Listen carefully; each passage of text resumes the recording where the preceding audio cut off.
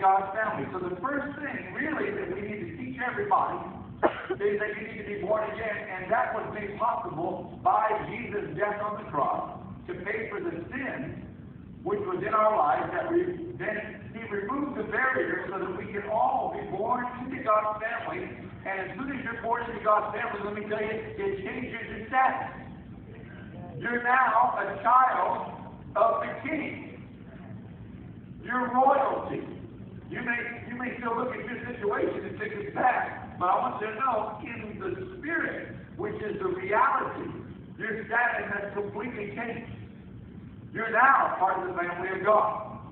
But you have to begin to learn what that means and what the benefits are.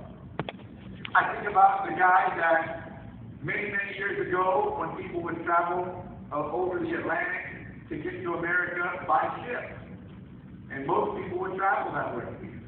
And this man, he wanted to get to America so bad, this land that was a nation that was beginning to develop, and there was opportunity there. And so he really saved all of his money to get a ticket to get to America.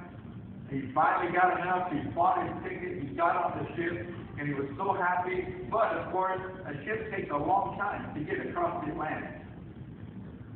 So the meals would come up, and people would go into the dining hall, and they'd begin to eat, and he'd be outside looking through the window. He was happy to be on the ship, but he didn't have enough money for the meal.